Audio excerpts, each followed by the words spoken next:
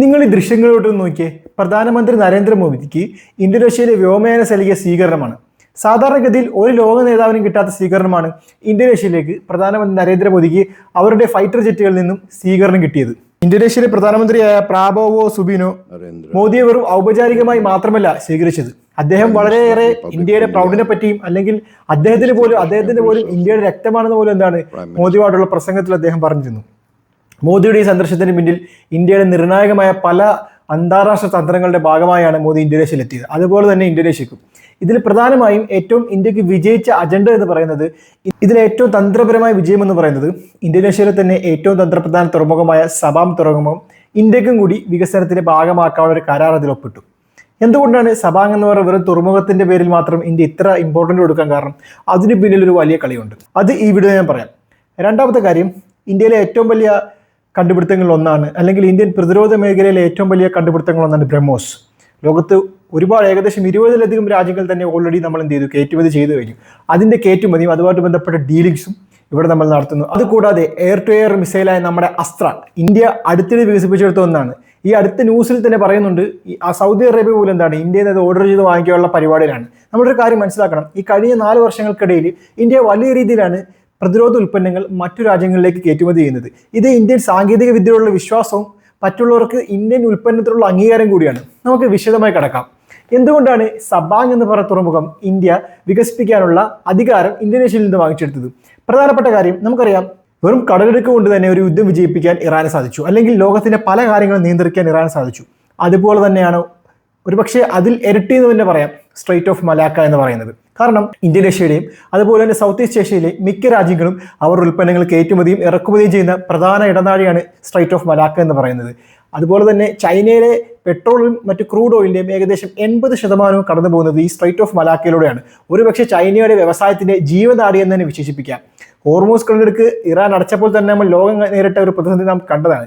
പക്ഷേ അതിനേക്കാൾ ഇരട്ടിയിലേറെ വരുന്ന പ്രതിസന്ധി ആവും സ്ട്രൈറ്റ് ഓഫ് മലാക്ക അടച്ചാൽ. കാരണം ലോകത്തിന്റെ ഉൽപ്പന്നങ്ങളുടെ ഒരു ഫാക്ടറി എന്ന് ചൈനയെ വിശേഷിപ്പിക്കാം. അതുപോലെ തന്നെ ഇന്തോനേഷ്യ, മലേഷ്യ, ബ്രൂണ പോലെ രാജ്യങ്ങളിൽ നിന്ന് ഒരുപാട് ക്രൂഡ് ഓയിലുകൾ പല രാജ്യത്തേക്ക് കയറ്റുമതി ചെയ്യുന്നുണ്ട്.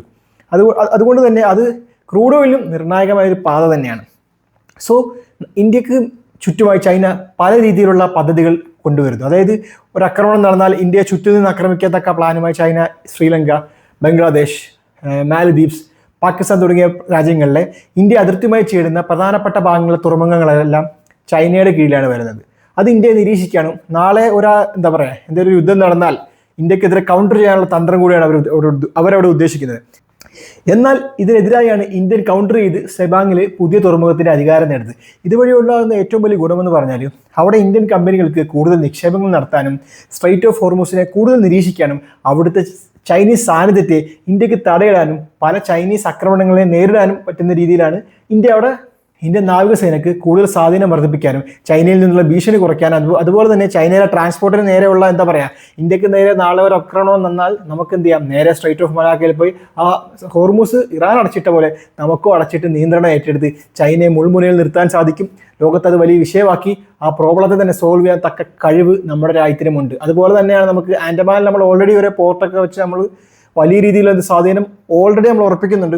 അത് കൂടാതെയാണ് നമ്മൾ എന്ത് ചെയ്യുന്നത്, strait of Hormuz, strait of മലാക്കയുടെ അടുത്ത് തന്നെ നമ്മൾ പുതിയൊരു പോർട്ടോട് നിർമ്മിച്ച് ചൈനയുടെ ആ കൗണ്ടറിനെ നമ്മൾ തിരിച്ച് കൗണ്ടർ ചെയ്യുന്നത്. സോ സബാങ് തുറമുഖം അതുകൊണ്ടാണ് ഇന്ത്യ തിരഞ്ഞെടുക്കാൻ പ്രധാനപ്പെട്ട കാരണമായത്. രണ്ടാമത്തെ വിഷയം എന്ന് പറയുന്നത്, സൗത്ത് ഈസ്റ്റ് ഏഷ്യയിലെ ഏറ്റവും വലിയ ദ്വീപ് സമൂഹമാണ് ഇന്തോനേഷ്യ. ലോകത്ത് ഏറ്റവും കൂടുതൽ കടൽ സ്വാധീനമുള്ള ഒരു 5 രാജ്യം എടുത്താൽ അതിലൊന്നാണ് ഇന്തോനേഷ്യ. കാരണം അത്രത്തോളം കടൽ ഇന്തോനേഷ്യക്കുണ്ട്, അത്രത്തോളം കടൽ സമ്പത്ത് ഇന്തോനേഷ്യക്കുണ്ട്, അത്രയും വിശാലമാണ് അതിന്റെ സമ്പത്ത് എന്ന് പറയുന്നത്. സോ ചൈന അവിടെ വലിയ രീതിയിൽ നോട്ടപ്പെട്ടിട്ടുണ്ട്. ഇന്തോനേഷ്യയിലെ പ്രധാനപ്പെട്ട ഒരു ഐലൻഡാണ് നാതൂന ഐലൻഡ് എന്ന് പറയുന്നത്. ധാരാളമായ ക്രൂഡ് ഓയിലും അതുപോലെ തന്നെ മത്സ്യസമ്പത്തുമുള്ളൊരു മേഖലയാണ്. ചൈന 9 ലൈൻ എന്ന് പറഞ്ഞ് അതിന് നേരെ കൗണ്ടർ അറ്റാക്കും അതുപോലെ തന്നെ അതിന് നേരെ സ്വാധീനം ഉണ്ടാക്കാനും അത് ചൈനയുടെ പഴയകാലത്ത് അവരുടെ രാജ്യത്തിന്റെ ഭാഗമാണെന്ന് പറഞ്ഞാണ് അവർ കയ്യേറുന്നത്.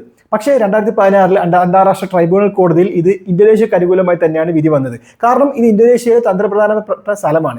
ചൈന അനാവശ്യമായി ഇന്തോനേഷ്യയെ പ്രകോപിപ്പിക്കുകയാണ്. സോ ചൈന ഇവിടെ ചെയ്യുന്നതെന്ന് വെച്ചാൽ ചൈനീസ് മത്സ്യത്തൊഴിലാളികൾ ചൈനയിലെ കോസ്റ്റ് ഗാർഡിന്റെ സഹായത്തോടുകൂടി ഈ അന്താരാഷ്ട്ര അതിർത്തി ആക്രമിച്ച് അല്ലെങ്കിൽ അന്താരാഷ്ട്ര അതിർത്തിയിലേക്ക് കടന്ന് അവിടുത്തെ മത്സ്യസമ്പത്തും മറ്റും ചൂഷണം ചെയ്യുന്നു. സാധാരണഗതിയിൽ ചൈന വലിയ രീതിയിലുള്ള കപ്പലുകളുടെ സഹായത്തോട് വരുമ്പോൾ അത് വലിയ സംഘർഷത്തിലേക്ക് നയിക്കും. അതുകൊണ്ട് തന്നെ ഇന്തോനേഷ്യ നിലവിൽ വലിയ നാവിക സാന്നിധ്യം അവിടെ ഉറപ്പിച്ചിട്ടുണ്ട്. അതുകൂടാതെയാണ് ഇന്ത്യയുടെ സഹായം കൂടി അവർ തേടുന്നത്. ഇത് ഇന്ത്യക്കും ഇന്തോനേഷ്യക്കും ഒരേ സമയം ഗുണമാണ്. അതുപോലെ തന്നെ നാഥൂനാം ഐലൻഡിൽ ഇന്തോനേഷ്യയുടെ സ്വാധീനം കൂട്ടാൻ എയർ സ്ട്രിപ്പും മറ്റു ബിസിനസ്സുകളും സ്ഥാപിച്ച് അവരവിടെ സ്വാധീനം ചെലുത്തി ചൈനീസിന്റെ ആക്രമണത്തെ നേരിടാനുള്ള ഒരുപാട് തന്ത്രങ്ങൾ ഇന്തോനേഷ്യയും നിലവിൽ ചെയ്യുന്നുണ്ട്. അടുത്ത കാര്യമാണ് ഇന്ത്യ ബ്രഹ്മോസ് മിസൈൽ ഇന്തോനേഷ്യയിലേക്ക് കയറ്റുമതി ചെയ്യുന്നത്. ഇത് പ്രധാനമായും ബ്രഹ്മോസ് മിസൈൽ ലോഞ്ചറുകൾ, അതുപോലെ തന്നെ റഡാറുകൾ, അതുപോലെ തന്നെ ബാറ്ററി, അതുപോലെ തന്നെ ബ്രഹ്മോസ് മിസൈൽ കൊണ്ടുപോകുന്ന വാഹനവും അതുപോലെ തന്നെ മിസൈലും അടങ്ങിയ ഒരു വലിയൊരു പാക്കേജ് ആയിട്ടാണ് ഇന്ത്യ ചൈനയിലേക്ക് ഇത്രയും വലിയൊരു ഒരു ആയുധം കയറ്റുമതി ചെയ്യുന്നത്. ഇത് ഇന്തോനേഷ്യക്ക് ചൈനയോടുള്ള ആശ്രയത്വം കുറയ്ക്കാനും മറ്റു രാജ്യങ്ങളിൽ നിന്ന് അവർക്ക് ആശ്രയിക്കാനുള്ള ഒരു പദ്ധതിയുടെ ഭാഗമായാണ്. കാരണം ഇന്തോനേഷ്യ വലിയ രീതിയിൽ ചൈനയെ ആശ്രയിക്കുന്നുണ്ട്. ഇപ്പോൾ ഇന്തോനേഷ്യയിലെ ബുള്ളറ്റ് ട്രെയിൻ പ്രോജക്റ്റ് ആയിക്കോട്ടെ, വലിയ വൻകിട ഇൻഫ്രാസ്ട്രക്ചർ പ്രോജക്റ്റ് ആയിക്കോട്ടെ, ഇതൊക്കെ ഇവർ ചൈനയാണ് ആശ്രയിക്കുന്നത്. സോ ഇതുവഴി ഇന്ത്യക്കും കൂടെ ഇന്തോനേഷ്യ അവസരം കൊടുക്കുകയാണ്. അത് മാത്രമല്ല, ഇതിലൂടെ ഇന്തോനേഷ്യ ഉദ്ദേശിക്കുന്നത് നിങ്ങൾ മാത്രമല്ല, ഞങ്ങൾക്ക് പല രാജ്യങ്ങളും ഞങ്ങൾക്ക് സപ്പോർട്ടുണ്ട്. സോ ആ ഒരു രീതിയിലാണ് ഇവർ ഇതിനെ കാണുന്നത്. സാധാരണഗതിയിൽ ഇവർ ആയുധങ്ങൾ പോലും ചൈനയിൽ നിന്ന് ഇറക്കുമതി ചെയ്യാറുണ്ട്. പക്ഷേ അവിടെ ഇന്ത്യ പോലുള്ള പുതിയ രാജ്യങ്ങളെ കണ്ട് നല്ല സാങ്കേതിക വിദ്യയുള്ള മിസൈലുകൾ വാങ്ങിക്കാൻ അവരവിടെ ഉദ്ദേശിക്കുന്നുണ്ട്. ഇത് ഇവർ വാങ്ങിക്കാൻ പ്രധാനപ്പെട്ട കാരണം എന്ന് പറഞ്ഞാൽ 2025 ഓപ്പറേഷൻ സിന്ദൂറിൽ അസ്താരയുടെയും അതുപോലെ തന്നെ ബ്രഹ്മോസിന്റെ പെർഫോമൻസ് ലോകം മുഴുവനും കണ്ടതാണ്. അതിനുശേഷമാണ് ഈ ഉൽപ്പന്നങ്ങൾക്ക് ലോകത്ത് ഇത്ര വിപണി നേടാൻ കഴിഞ്ഞത്. കാരണം ഓപ്പറേഷൻ സിന്ദൂർ നമുക്ക് വിജയത്തിൽ വലിയൊരു പങ്ക് വഹിച്ചാണ് ഈ 2 ആയുധങ്ങൾ എന്ന് പറയുന്നത്. സോ ഇത്തരം ആയുധങ്ങൾ ഇന്തോനേഷ്യക്ക് ചൈനയിൽ നിന്നുള്ള ഭീഷണികളെ നേരിടാനും ചൈനക്ക് വലിയൊരു പാഠം കൂടിയാണ്. നാളെ ഒരു യുദ്ധം നടന്നാൽ ഞങ്ങളുടെ കയ്യിൽ സാങ്കേതികപരമായ ആയുധങ്ങളും കാര്യങ്ങളും ഉണ്ടെന്ന് അവരും ഇതിലൂടെ അവർ ഉദ്ദേശിക്കുന്നു. ഇതിലൂടെ ഇന്ത്യയുടെ ഏറ്റവും വലിയ ഗുണമെന്ന് പറഞ്ഞാൽ ആയുധ കയറ്റുമതിയിൽ കഴിഞ്ഞ 4 വർഷമായി ഇന്ത്യ വലിയ രീതിയിലുള്ള വിജയം നേടുന്നു. ഇന്ത്യയുടെ സാങ്കേതിക വിദ്യക്ക് ലോകം നൽകുന്ന അംഗീകാരം കൂടിയാണ്. സോ ലോകത്ത് പ്രതിരോധ ഉൽപ്പന്നങ്ങൾ കയറ്റുമതി ചെയ്യുന്ന ആദ്യ 10 രാജ്യങ്ങൾ തന്നെ ഇന്ത്യ നിലവിൽ ഇപ്പോൾ തന്നെ അംഗമായിട്ടുണ്ട്. ഇത് വലിയ രീതിയിലുള്ള വിപണി സാധ്യത ഇന്ത്യക്ക് തുറന്നു നൽകും. അതുമാത്രമല്ല, ഒരു വെടിക്ക് 2 പക്ഷി എന്ന് പറയുന്ന പോലെയാണ് ഇന്തോനേഷ്യയും ഒരേ സമയം ചൈനയുടെ ശത്രുവാണ്, ഇന്ത്യയും ഒരേ സമയം ചൈനയുടെ ശത്രുവാണ്. സോ നമ്മുടെ 2 രാജ്യത്തിൻ്റെയും വിഷയം ഈ ഒറ്റ ഡീല് വഴി നമുക്ക് നേടാനും സാധിക്കും.